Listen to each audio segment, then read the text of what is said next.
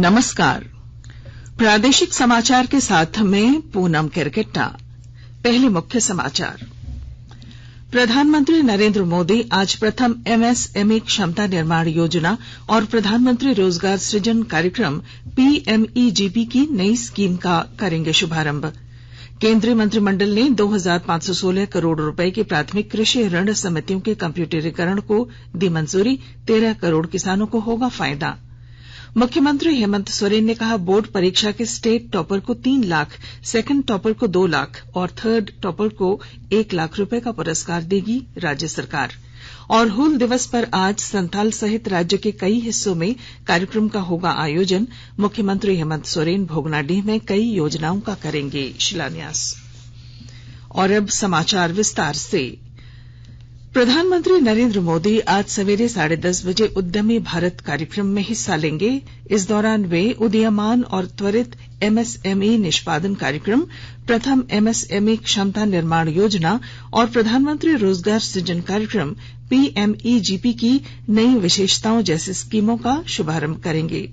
प्रधानमंत्री 2022-23 के लिए पीएमईजीपी के लाभार्थियों को डिजिटल रूप में सहायता अंतरित करेंगे। Shri Modi MSME idea hackathon 2022 के परिणामों की भी घोषणा करेंगे और राष्ट्रीय एमएसएमई पुरस्कारों का वितरण करेंगे।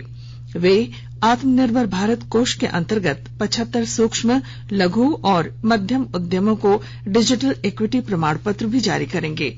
उद्यमी भारत सूक्ष्म, लघु और मध्यम उद्यमों के सशक्तीकरण की दिशा में सरकार की निरंतर प्रतिबद्धता दर्शाने वाला कार्यक्रम है।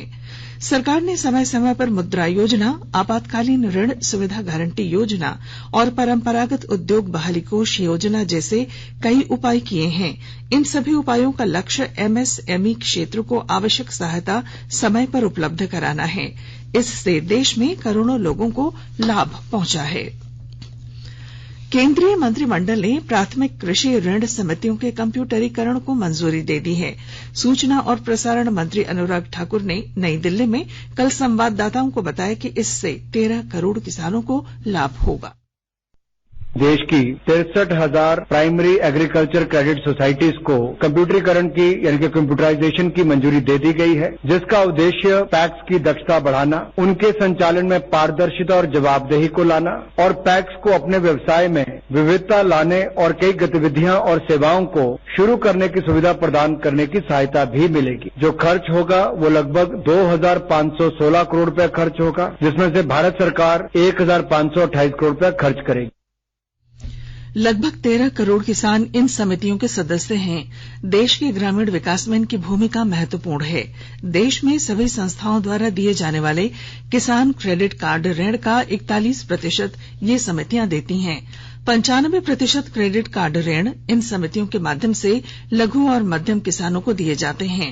आर्थिक मामलों की मंत्रिमंडलीय समिति ने स्वदेश में उत्पादित क्रूड ऑयल की बिक्री को नियंत्रण मुक्त करने को भी मंजूरी दे दी है। श्री ठाकुर ने बताया कि इससे सभी उत्पादक कंपनियों के लिए अन्वेषण और विपणन की स्वतंत्रता सुनिश्चित होगी। झारखंड उच्च न्यायालय ने सहायक अभियंता नियुक्ति मामले में साक्षात्कार में 2.5 गुना से कम अभ्यर्थियों को बुलाए जाने को चुनौती देने वाली याचिका कल खारिज कर दी। न्यायाधीश राजेश शंकर की अदालत ने कहा कि जेपीएससी के नियमानुसार ही अभ्यर्थियों को बुलाया गया है, इसमें कोई त्रुटि नहीं है, इसलिए अदालत इस मामले में कोई हस्तक्षेप नहीं करेगी। 16 जून को अदालत ने इस मामले में फैसला सुरक्षित रख लिया था। हजारीबाग के बड़का गांव में एनटीपीसी से उचित मुआवजे का भुगतान, पुनर्वास तथा रोजगार की मांग को लेकर किए जा रहे आंदोलन के दौरान तत्कालीन सरकार, एनटीपीसी तथा प्रशासन द्वारा पूर्व कृषि मंत्री योगेंद्र साव तथा पूर्व विधायक निर्मला देवी पर किए गए मुकदमों की जांच राज्य सरकार अपराध अनुसंधान विभाग सीआईडी से कराएगी। बड़का गांव विधायक अंबा प्रसाद द्वारा लगातार सीआईडी जांच की मांग विभिन्न स्तरों पर की जा रही थी। मनी लॉन्ड्रिंग के आरोपित हुसैनाबाद के विधायक कमलेश सिंह के दामाद नरेंद्र मोहन सिंह के खिलाफ प्रवर्तन निदेशालय ईडी की विशेष अदालत ने कल आरोप गठित किया। इससे पहले 18 जून को कमलेश सिंह के बेटे सूर्य सोनल सिंह और बेटी अंकिता सिंह के खिलाफ ईडी कोर्ट ने आरोप गठित किया था। उस दिन आरोपित नरेंद्र मोहन सिंह अदालत में उपस्थित नहीं हो पाए थे। इसके बाद उन्हें अदालत में उपस्थित होने का आदेश दिया गया था। नरेंद्र मोहन सिंह के कल अदालत में उपस्थित होने के बाद उन पर आरोप गठित किए गए। रांची जिला परिषद अध्यक्ष और उपाध्यक्ष दोनों ही पदों पर आजसू समर्थित सदस्यों का कब्जा रहा। अध्यक्ष पद पर निर्मला भगत और उपाध्यक्ष पद पर वीणा चौधरी विजयी घोषित की गयीं। निर्मला भगत को कुल 36 मत प्राप्त हुए।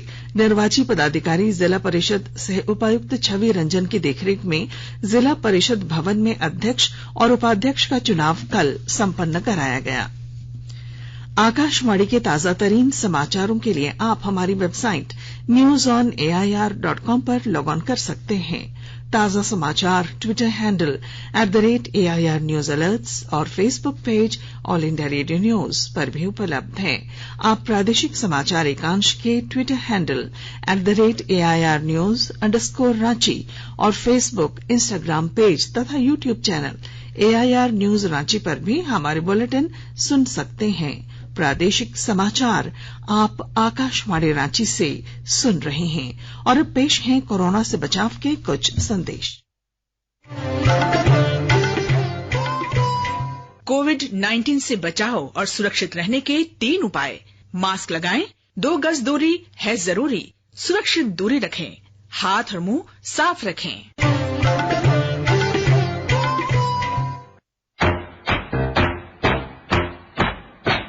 चलो मिलकर एक शुरुआत करें, चलो एक फैसला आज करें, मास्क नहीं तो टोकेंगे, कोरोना को रोकेंगे, चलो एक वादा करते हैं, चलो कुछ वादा करते हैं, मास्क नहीं तो टोकेंगे, कोरोना को रोकेंगे।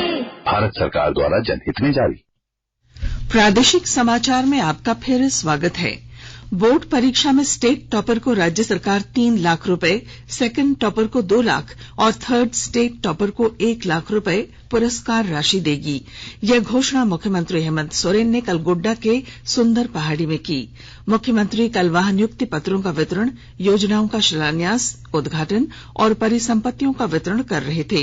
इस मौके पर मुख्यमंत्री ने गोड्डा की तनु कुमारी, जिन्होंने बोर्ड परीक्षा में 97% लाकर पूरे राज्य में संथाल परगना का नाम रोशन किया है, उन्हें सम्मानित भी किया। मुख्यमंत्री ने इस अवसर पर सरकार द्वारा चलाई जाने वाली सुपोषित गोड्डा योजना का शुभारंभ और कार्यक्रम से संबंधित पुस्तिका का विमोचन किया। इस योजना के तहत गोड्डा जिले के बच्चों को कुपोषण से मुक्ति के लिए विभिन्न तरह के कार्यक्रम चलाए जाएंगे। श्री सोरेन ने कहा कि सरकार आपके द्वार कार्यक्रम से सुदूरवर्ती तथा दुर्गम जगहों पर रह रहे लोगों तक योजनाओं को पहुंचाने का संकल्प लिया है। सरकार घर घर जाकर लोगों तक जनहित की योजनाएं पहुंचा रही है। वृद्धा पेंशन से अब 60 साल से अधिक उम्र के सभी लोगों को लाभान्वित किया जा रहा है। गोड्डा जिले में एनीमिया मुक्त भारत को लेकर कल कार्यक्रम आयोजित किया जाएगा। नवजात शिशु और माताओं के कुपोषण के मामले को लेकर गोड्डा जिले में तरह तरह के कार्यक्रम चलाए जा रहे हैं। कल शाम मुख्यमंत्री हेमंत सोरेन ने भी सुपोषित गोड्डा योजना के लिए पुस्तक का विमोचन किया। गोड्डा के डमरू हाट मैदान में आयोजित कार्यक्रम में मुख्यमंत्री ने कहा कि सरकार गांव के लोगों को कुपोषण मुक्त करने के लिए हर संभव प्रयास करेगी और भारत को एनीमिया मुक्त करने में मदद करेगी। गुमला के उपायुक्त सुशांत गौरव ने कल नए समाहरणालय परिसर भवन में मासिक प्रेस वार्ता का आयोजन कर विभिन्न योजनाओं की जानकारी दी। उपायुक्त ने कहा कि प्रधानमंत्री मत्स्य संपदा योजना के तहत जिले में वित्त वर्ष 2021-22 को 5 लाभुकों का चयन किया गया है। अब इन लाभुकों द्वारा 7 छोटे छोटे बायोफ्लॉक टैंक का निर्माण कराया जा रहा है, जिसके लिए मत्स्य विभाग द्वारा आवश्यक प्रशिक्षण भी दिया जा रहा है। वहीं श्री गौरव ने अन्य योजनाओं की स्थिति की भी जानकारी दी। पाकुड़ जिले की ग्रामीण महिलाओं को हुनर परियोजना से जोड़कर उन्हें स्वावलंबी बनाया जा रहा है। पेश है हमारे संवाददाता की रिपोर्ट।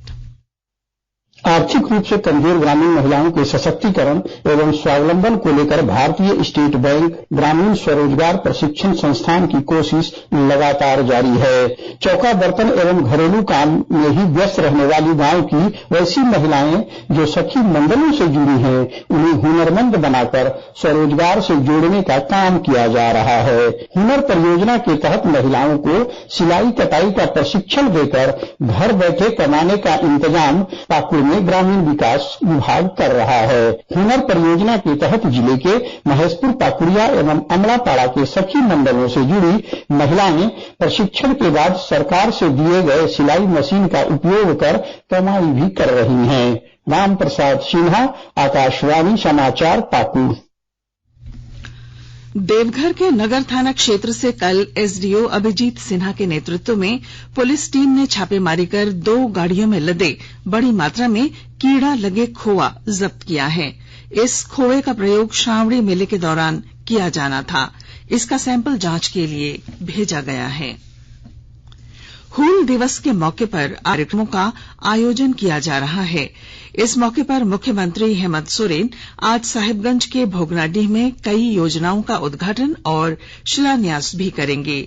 भोगनाडीह शहीद सिद्धो कान्हू, चांद भैरव और फूलो झानो की जन्मस्थली है, जिन्होंने स्वतंत्रता संग्राम में अंग्रेजी हुकूमत के खिलाफ लड़ाई लड़ी थी, जिसे संतराल विद्रोह के नाम से जाना जाता है।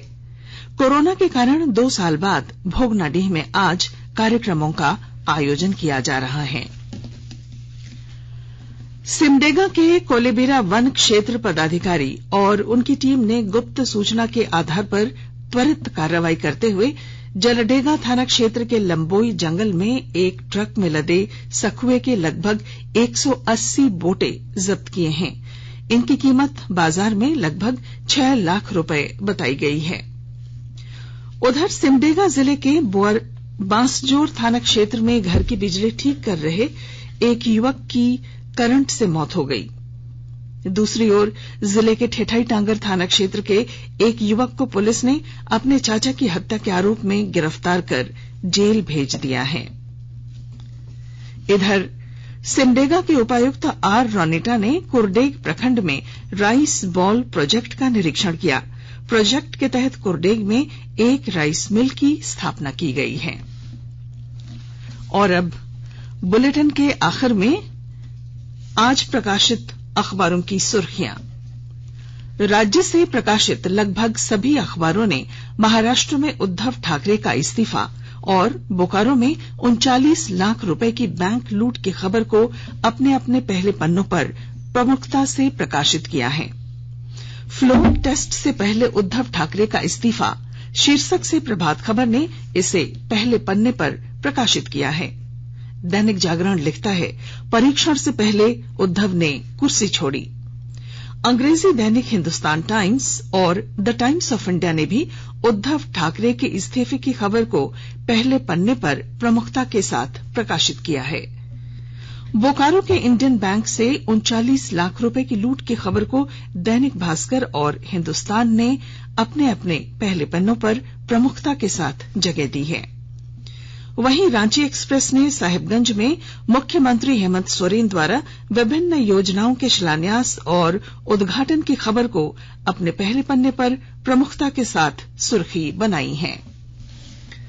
और अब बुलेटिन के आखिर में मुख्य समाचार एक बार फिर।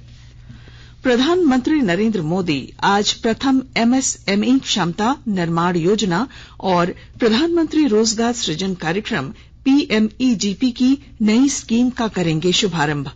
केंद्रीय मंत्रिमंडल ने 2516 करोड़ रुपए की प्राथमिक कृषि ऋण समितियों के कंप्यूटरीकरण को दिया मंजूरी। 13 करोड़ किसानों को होगा फायदा।